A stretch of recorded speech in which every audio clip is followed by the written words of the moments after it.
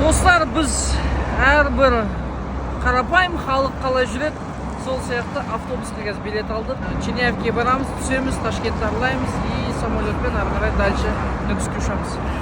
Жол болсын бізге. Достар, біз аман-есен қазір жеттік. Үште дофига болды. Біраз бұндай қиындықты көрмеген сияқтымыз. Қазір бір автовокзалға келдік, кішігірім. Такси стоп, ары қарай Черняевке жетеміз. Біз границаның өзіне. И ары қарай уже салам алейкум, Ташкент болды. Здесь пора уже, нет, это бред, ведь ты под опекой демона. Неосознанно все делаешь шаг, где реагенты, чекни глаза, в кармане пятки. Турецкий завтрак, как всегда, жетте азына дайын болам. Efendi. Алейкум ассалам. Все, тамақшы.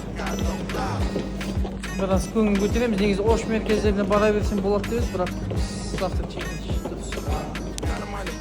Все, қайырлы таң. Өзбекстанда по-турецки. Олжас брат, әпекей. Осылай болады. Енді кеп болғаннан бар, барлаймыз Өзбекстанға. Ош меркезі барлығы осы жерде. Дәу қазан осы жерде пісіреді. Керемет тамақты, короче. Обязательно, егер Өзбекстанға жолда түссем, міндетті түрде 5 қазан үлкен палау орталығына келіңіздер. Мен осыдан бір карантин алдында келген, біраз мына жерде ремонттап, әдемілеп қойған, вообще супер. Бұрында ондай болмайтын. Қазір қарасаңыз, вообще керемет бір вид бар. И тамақты басып алғаннан кейін обязательно вышкиге барып, төбесінен бір қарап шығамыз ғой. Керемет бір пловтан кейін керемет бір вышкиге шығып, негізгі ұзындығы мынаның 350 метр. Біз бұны ортаңғысына ғана барамыз. Рұқсат етілген жағына. Сөйтіп, сол жерден бір Ташкенттің үстінен қарап, кішігірім ой түйіп, шабыттанып, ары қарай сапарымыз жалғастырамыз. Әмір Темір жди нас қой. 1966 жылы шынымен 5 қаздан жоғары жер сілкінісі болғаннан кейін Ташкенттен почти дым қалмайды. Сол кезде СССР барлығы бірігіп отырып, небәрі 3-4 жылдың ішінде Ташкентті қалпына келтіреді. Бәлкім содан кейін ба көп бұлай ғимараттарды қарасақ, тәс та. Ал неде соңғы бір 15-20 жылда үлкен ғимараттар салына бастаған, оған біраз себептер болуы мүмкін. Себебі экономиканың дамуы деген сияқты.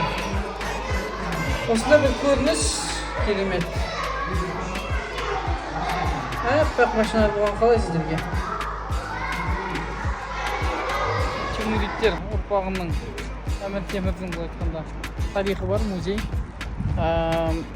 Енді бұны біз сіздерге болса қазіргі процесті көрсеткен үшін видео шығарып жатырмын, бірақ толық қанды видео кейін YouTube каналымызда осы Instagram парақшаларында асықпай біртіндеп шығатын болады. Пока біздің не істеп жүргенімізді көрсеңіздер деген мақсатта бөлісіп өтеміз. Жүріп барадық Ташкентте. Үлкен бизнес-центрлер болады Ташкентте. Негізі өте керемет салынған үлкен ғимараттар ретінде бәрі жүрген кезде бәлкім күн көрінбейтін дәрежеде сен кварталдардың ортасынан жүресің ғой. Енді бұл туралы біз сені сәл ауа райында құбылып жатыр.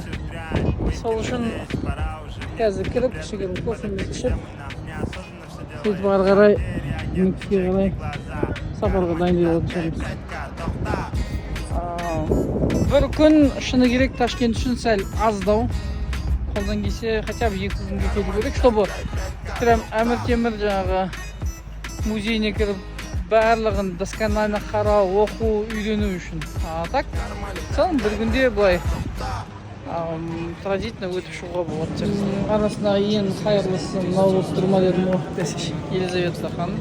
Жалпы көп оқырмандарымыз Ташкент Ситиге кір деді, өкінбейсіздер, мен ойымша кіріңіздер деген түрде.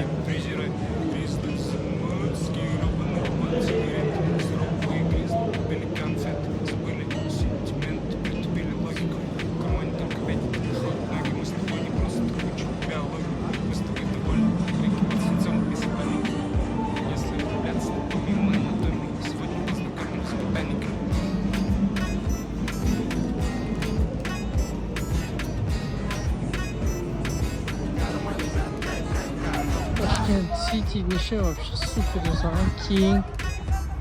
Жан-жағында ЖК үйлер. Бұл тұрғыдан, Түркістанда кәдімгі басып жатыр. Вообще супер сезім, атмосфера ішінде келіп, шабыттанып, неше түрлі пайдалы, креативті ойларды алуға болатын сияқты.